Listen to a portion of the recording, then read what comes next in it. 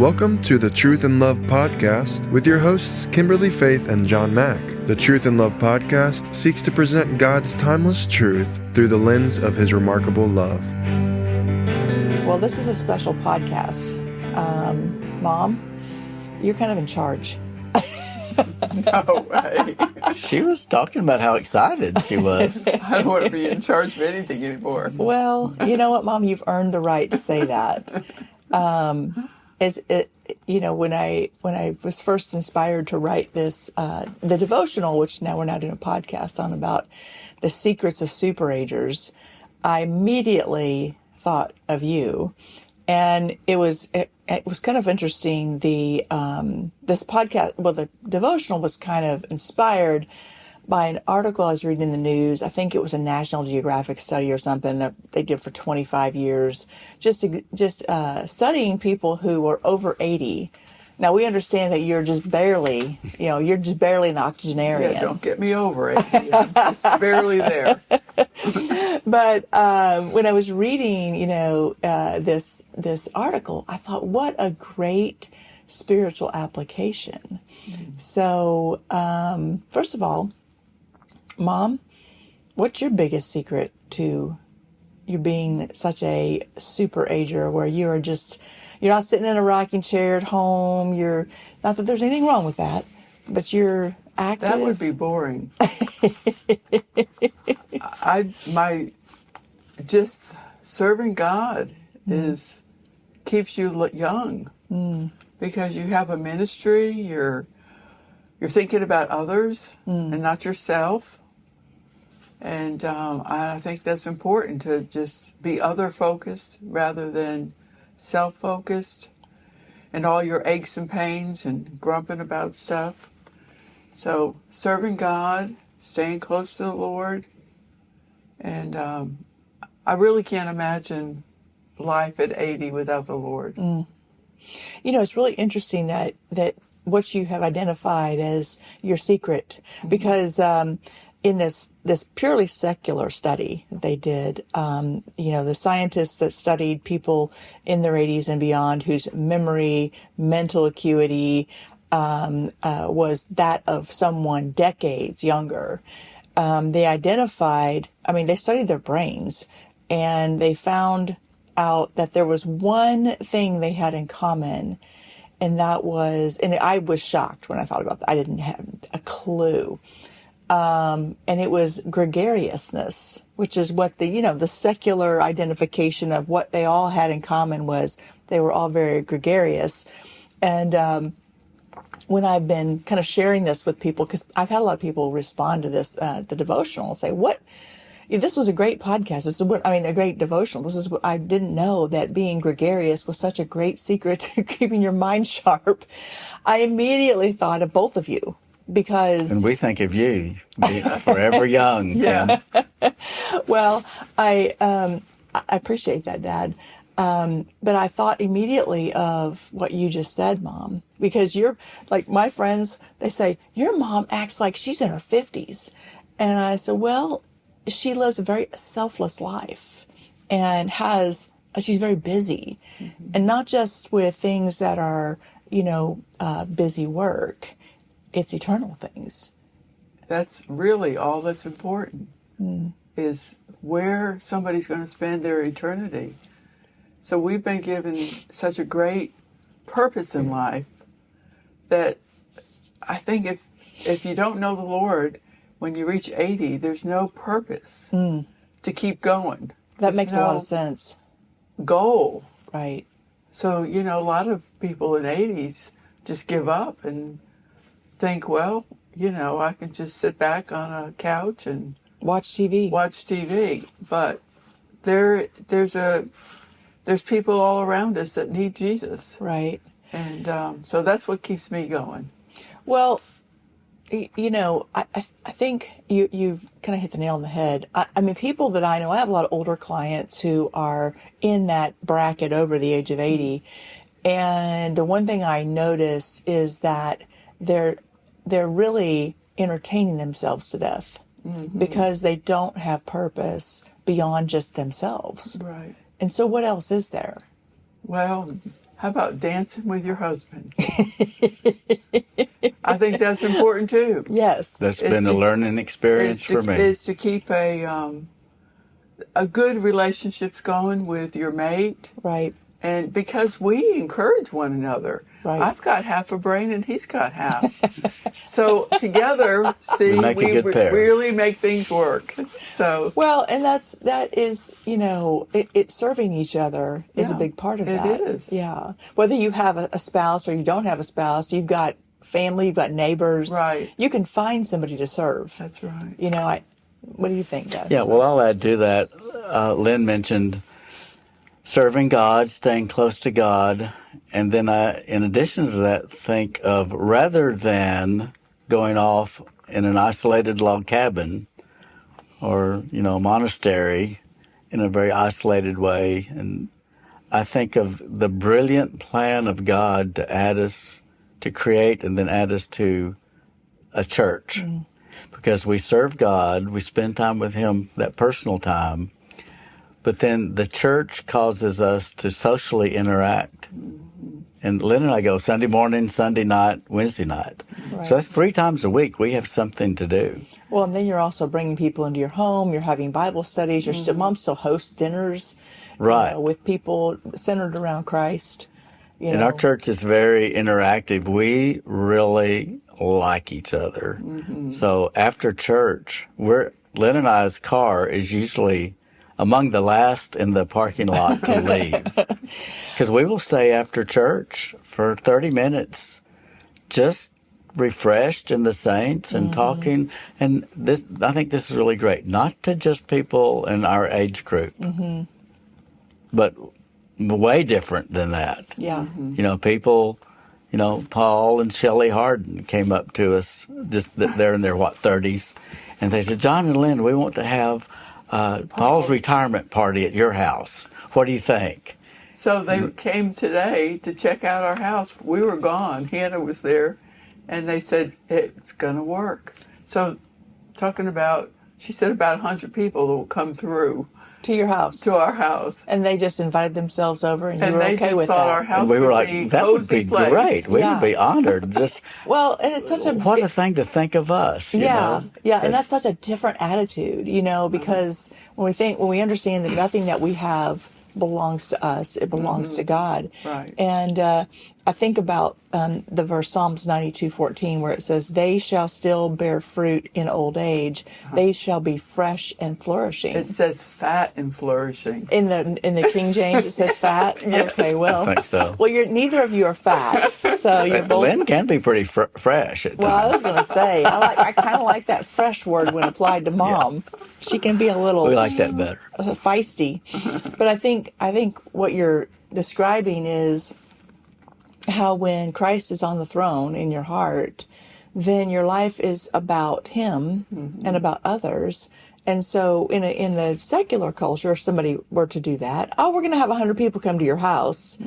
Well, without God on the throne, you're on the throne. So you get very territorial. Yeah. Like, well, I'm not going to have 100 of your friends over at my house, but because they're brothers and sisters in Christ, it's like, oh, wow, you want to come to our house? That's great. We felt very honored, actually. Yeah. I was And we're excited about the event, as long as they're in charge of it. right.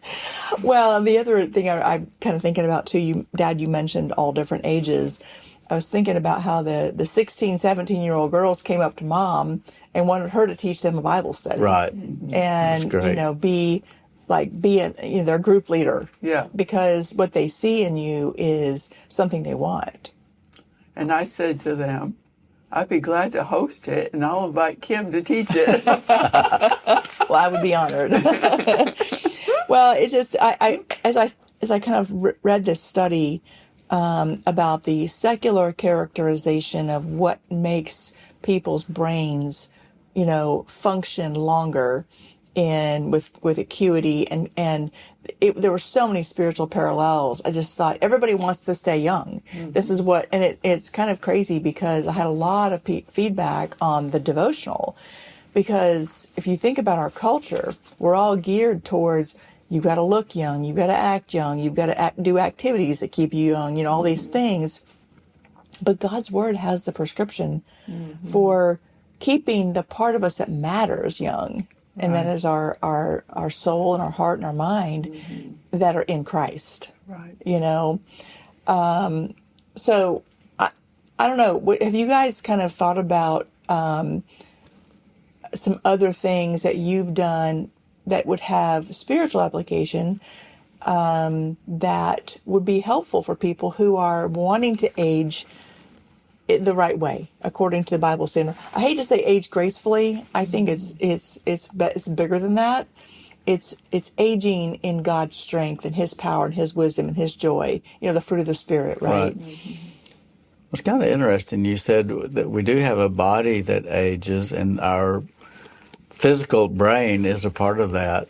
And then you have this whole thing we've been talking about, the mind. Right. Once we're born again, and I would say that's the key to this spiritual staying young and, fresh and flourishing, is you've got to be born again. You've got to have that new nature, that mind of Christ. And then so you have this soul in you that is eternal. Right.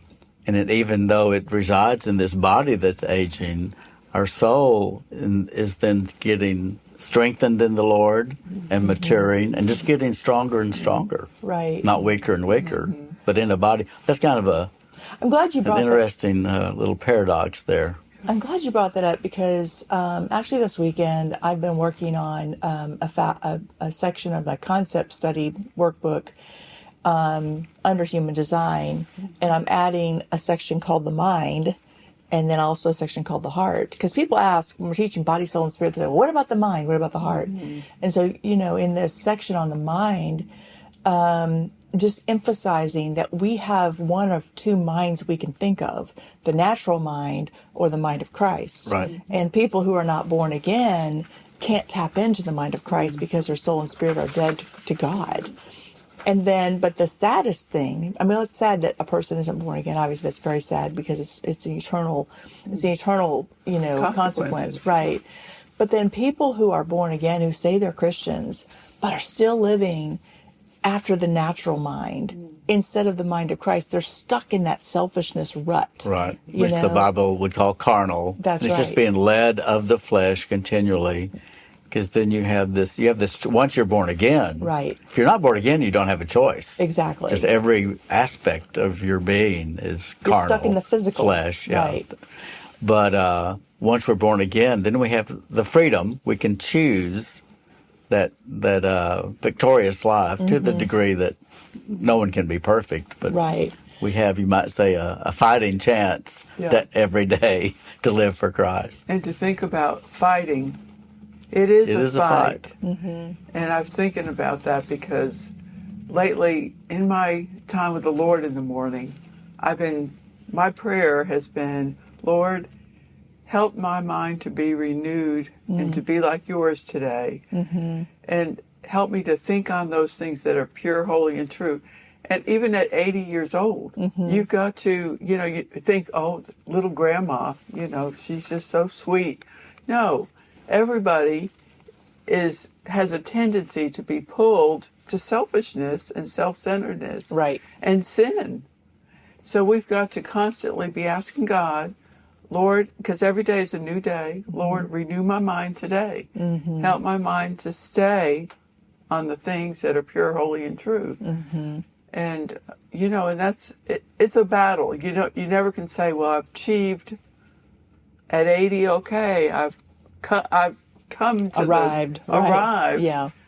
But another thing I was thinking about when Dad was talking about this on the way up here was young people I thought about a church building. They're building the church. The old people aren't building the church. The young people are building the church. And John and I have got to experience that ourselves in a physical way. But I thought about young people, even if the church building is built, they're building the church, they're building the ministries, they're building the children's church, the different aspect. And I thought about myself and kind of what I'm discovering is the older people are encouraging the young people to stay in the work, you can do it, to be the cheerleaders of this younger generation. And but you're also coming alongside. I think it's more than being a cheerleader. I mean, and maybe you don't recognize this just because you're you're the one doing it. But sometimes somebody looking from the outside can say, like, I'll just give you an example. Like when you guys had done your major tracks, right? And I was able to observe you all handing those out to people. That inspired me to make my tract. And it was like, wow, that is such a great ministry tool. And I kind of saw how you organically would engage somebody in conversation. Right. Well, when I was in Colorado last week with a couple of my friends who don't have their own tract, and we're in Sherwin-Williams talking to the paint guy because I want to paint the gate, I'm engaging in conversation with him just like you all did, and asking him about his life. And then I said, would you like to have my story? And so they got to see the fruit of your labor in me. And I think that it's bigger than just being a cheerleader. You're still in the fight. I guess you might. I totally agree with what you're saying. That we are in the fight to win souls and to bring people to the Lord and Disciple. Have people over our house for Bible studies. But at our age, I'm not going to go teach children's church. Right? No. But I look at Crystal and I say, Crystal, you are doing a fantastic job. Right.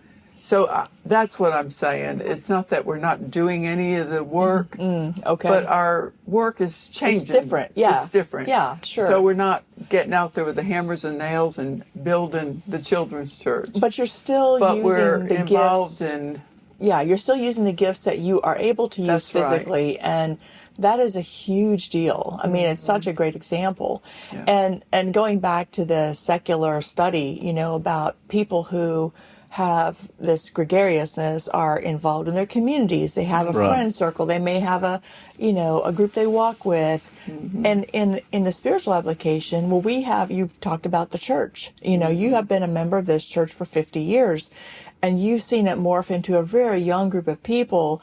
And now you're the older people in the church, but you're still encouraging and coming alongside. Yeah. And I think that's what keeps you two ageless. I mean, people want to know the secret to not growing old. Well, in a spiritual respect, it's keeping the mind of Christ and the heart of Christ, because that's going to take you into the servant role instead of the expecting to be served role. And that's where we get stagnant. We quit using our mind. We expect, and selfishness makes us dark. Yeah. Yeah, and that really shows the magnificence of God to not just stay in the social status of your age group. And I just really thought of that on the way here. Lynn and I were discussing this podcast, how the church gives you this multi-generational opportunity. Yeah. That's the word. Yeah. To engage and be alongside with, and you're alongside with, doing the ministry with, but then there is a passing of the baton. Right. But it's not just this, we passed it and now we're retiring. Yeah. We're retiring in our front porch.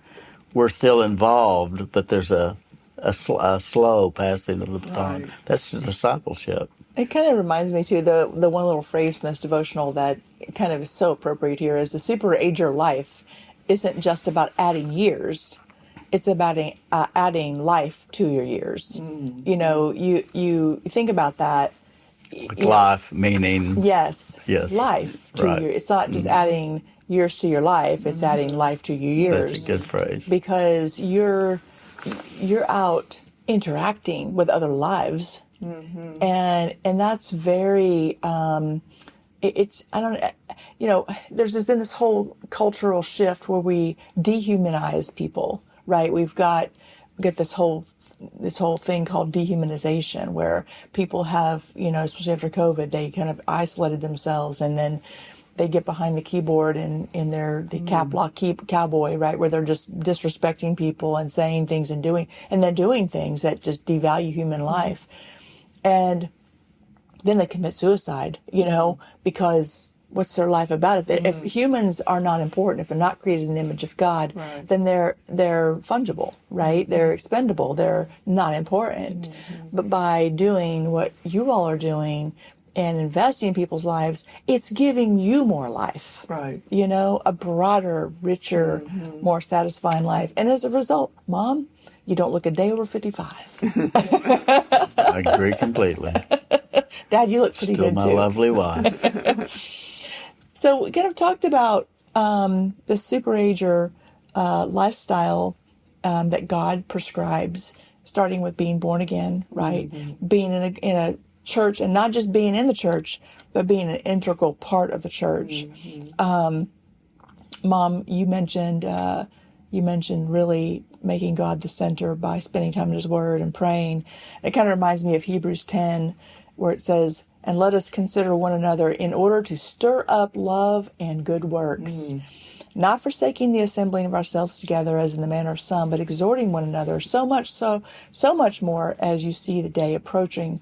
And I think about these, the people that when I walk in the park at night, there's all these people out there doing sports with their kids. That's a great thing. But when it becomes your church, when it becomes your community, when sports or the pub or whatever becomes your strongest community, or even your job, you're really missing out. Oh yeah. Because the church is a spiritual force. It's incredible. It's the place where you can really see fruit and grow and encourage somebody else to grow, and Yes. and you see them grow, like this person that is bringing this fellowship to our house now. The Lord has given me the privilege to be her encourager, and I see so much potential in her. Yeah. And I tell her, and she says, "Miss Lynn, you just think I'm more than I really am," and I'll say, "You are." Yeah. And As a man thinketh, so is he, right? yeah, And that's how our pastor, Brother Brian, was to us. was to us. And you we guys were are in that our way to 20s. me. You guys are always encouraging. It's just like my heart breaks. One of our dear friends died last night, and I just think about his wife and his boys, and think how devastating it must be to lose your father, and such a man as he was. Yeah. Matter of fact, he talented violinist, godly man. And so now the church picks up the mantle and surrounds the people who have Right. lost. That's because it's such I hate to use the word deep magic, but I think that conveys what I'm trying to say. It's not just taking a meal to somebody. It's feeding their soul. Yeah. You're feeding the person's eternal parts. And that lasts longer than a meal that you might use to satisfy their hunger. I'll just repeat that verse. Consider one another in order to stir up love and good works. So that does that. It's not just a meal. Right. You're stirring up Yeah. love and good works in them. Yeah. Right. Because if you had we want it- to live up to what people expect of us, or say they see in us. It's like, Yeah. oh, wow, I need to step up a little bit. Well, and I'll tell you, we were talking about this in my Bible study group, one of the groups that I teach weekly, how that, when you have God pouring in the fruit of the Spirit into your life because you're spending time with Him daily, you really want to know who He is for who He is. Right. Not who you make Him, not who the world says He is, but for who He is. You have so much of the fruit of the Spirit in you that you cannot keep it to yourself. By definition, if you have God's love, then if it's God's love, you can't keep it to yourself. Right. You have to share it, because that's what love is. It is giving. It is selflessness. Right. And you can't keep that to yourself. If it's God's joy and satisfaction, you cannot keep that to yourself. Just like you get you have a grandbaby and you can't shut up about it. Yeah. Well, you have God's love, you can't shut up about it. Yeah. That kind of goes back to Lynn said, out of spending time with God, and how I think the word that's popular today is intentionally. We intentionally do whatever, diet or body build or learn a new skill. But we don't have that to give. I mean, that we can you can't just put on that act forever. You have to have that relationship with God, where that love's coming into you through His Word and Spirit, and then it pours out to others. Right. So you kind of cultivate the mind of Christ within us, Right. and then it's Him. Yeah. Right. It's His love Right. coming out, not ours. That's right. And you just, when you're talking about intentionally feeding your soul with God's word, with worship, with being in an active church, it's impossible. It's impossible for us to keep that to ourselves and maintain the presence of God. And so, if you're and that, like you said, Mom, it applies to all ages.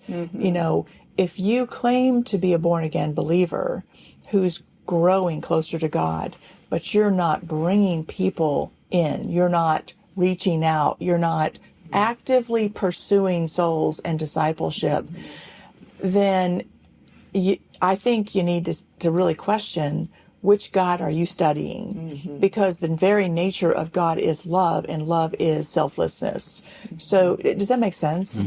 And I think we can't help but do that and be gregarious in our faith when God is truly pouring into us, and we're rooting out the things that keep His love constricted. I just thought of another important thing for just life.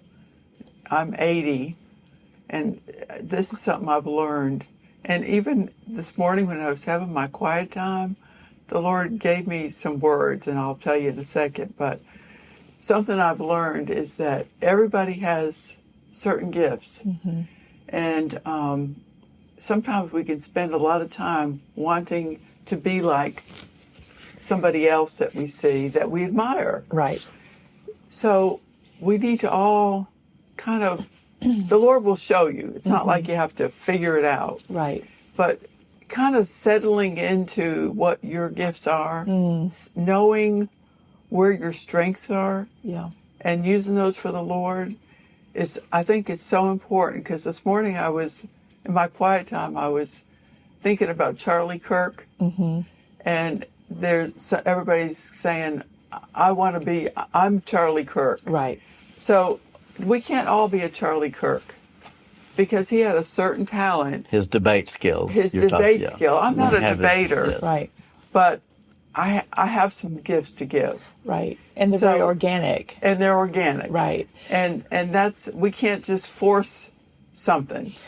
Yeah. I can't think, like watch some news and come up with a debate Right. and then go try to debate somebody. Right. That's not what God has for me. Well, and when we yield our life to Christ and put Him on the throne, those gifts are revealed. Yep. I kind of jokingly, when I've had to hire people and fire people in my law office because they just don't, the round peg doesn't go in the square hole, I always bring up the fact, I said, I got fired from one job, and I'll just tell you, I was really bad at it, and it was the job that you're not working out well for. I said it, and what's worse is it was my dad's company. I was so bad at being a secretary that Sorry about that.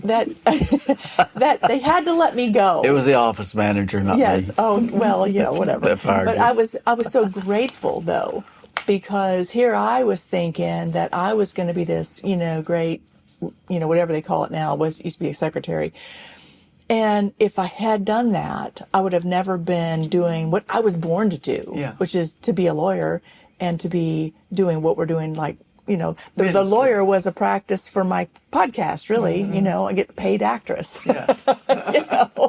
That is a great story. What you thought maybe was devastating at the time led you into what God had for you. No, we knew from a child that you were a great actress. And we knew that somehow that skill was going to be incorporated in your life. Maybe not so much a great filer, right? Yeah. Or typist. Clueless. No, and I want to say this too, for people who are struggling to find a church they can serve in, because this is something that a lot of my clients who come in, who I'm having these spiritual conversations with, will say, well, I just can't find a good church. My reply to that is, who is the God that you're serving, first of all? Is He capable of giving you a church to make better? And Good point. the answer is always yes. You could take a church with 4 members and you can make it an on fire body of Christ if that's where the Lord puts you. And, I understand that struggle because, coming from the church I grew up in and now trying to be a missionary to other churches to help them build their discipleship, sometimes I just want to go home, So, but what a gift it is to, like you said, Mom, use the talents, the organic talents that God has given you, and not worry about, well, I want to be the singer on the stage or whatever that might look like. Because it's, Dad, we always talk about walking the path of peace. And that is, we actually had a sermon about the gifts this morning. That was just so funny that you thought you had a quiet time about that.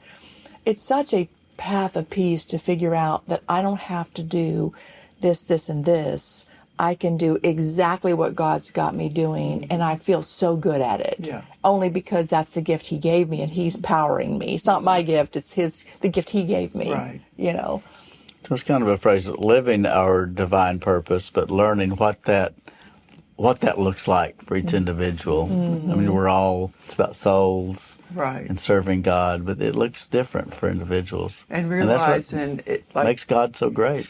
Realizing what Kim just said, it's not, our gifts aren't something that we are producing. somehow conjured up Right. and got better at. It's God working actually through us. Yeah. Because really, Without Him, our gifts mean without nothing. Him, Right. we can't even breathe. do anything. Right. Or right. say anything right. Yeah. So, It's one of the things you'd said earlier about, spending time with God. It kind of reminds me of, number one, we need to guard our heart and mind against the enemy because, Proverbs warns us to keep our heart with all diligence because out of it springs the issues of life. We're talking about, this is Proverbs 4:23. We're talking about sharing life with people, really. You're sharing life, but you have to, I don't know about y'all, I'm sure this happens to you, but you have somebody who just wants to burn your time because something's important to them, but they have zero interest in serving the Lord. They're just looking for the path of least resistance. And by guarding our heart and mind, we're able to be kind, but also limit what kind of trash they're going to dump into our mind. Do you know what I'm talking about? Because there are people who just will vomit their trash all over you, and because you're a Christian, expect you to just listen to it all. And a lot of times I'll be listening and I'll just say, Lord, show me what to say. And then I'll just ask a question like, so are you interested in learning how to fix this? Or are you just interested about talking about it?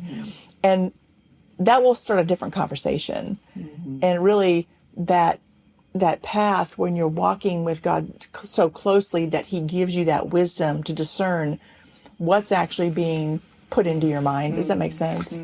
Really helps us know. Guarding our mind. We had a great friend, a member of the church, come give us a devotion on Nehemiah building the wall and how important that was. And just it's too much to go into here, but the symbology of the temple, they'd rebuilt the temple, but then they'd established worship again in Israel, but then they had to build the wall that's guarding the city because there's enemies. Right.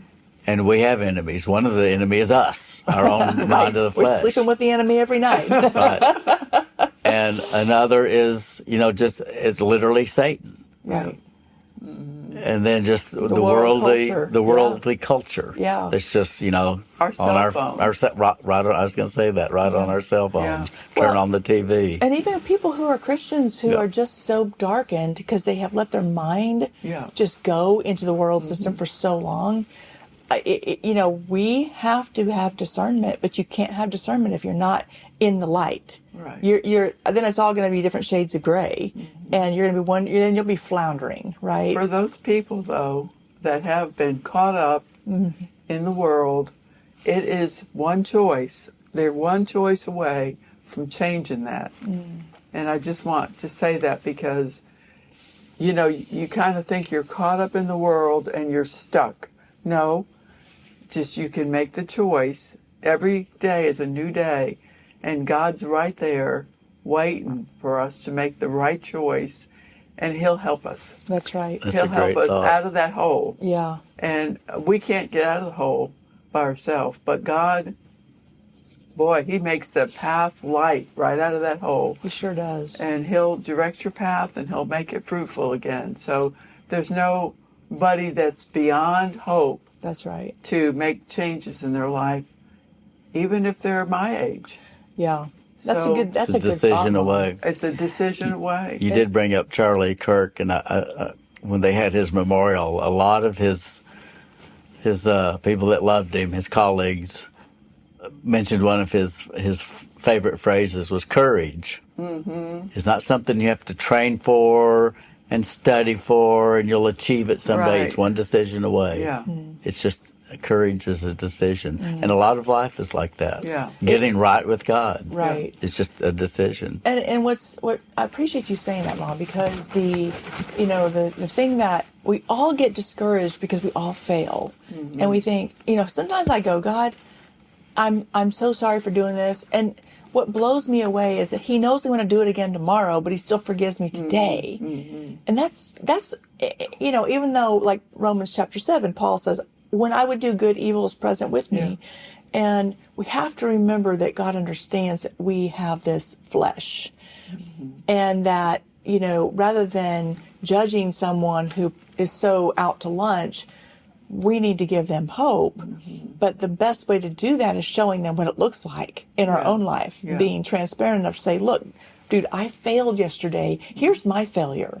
It's no different than your failure. The difference is I woke up this morning and repented, or I went to bed last night repenting, and I woke up this morning saying, Lord, help me. Yeah. Every day. It's sometimes Every day. Every day, and sometimes every hour of the Yeah, day. that's right. Oh, my But if we goodness. start our day wanting that renewal and wanting God's will, then throughout the day it'll be easier because you'll be thinking upon the things that are what He wants you to think upon. And what's interesting is, all the emphasis by our culture to kind of going along with what you're saying, to stay young is focused on our body, right? Yeah. Exercise, eat right, do all these other things that, that we focus on. But what's so interesting is that when we start putting Jesus Christ on the throne every hour of the day, guess what?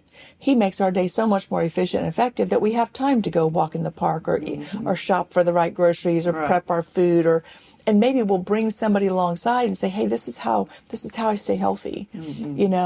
Mind, soul, body, all the emotions, all those things work together, and they work better when we have the mind of Christ. Right. We're constantly reiterating that, the mind of Christ, Well, I really appreciate, Mom, that you're such a good example. I really do. And Dad, you too. Well, thank you. But I think Mom is extraordinary because, She is extraordinary. I will agree with that. well, everybody that meets her just can't believe, number one, that she's 80. And I Remember, just barely 80. just barely 80, right?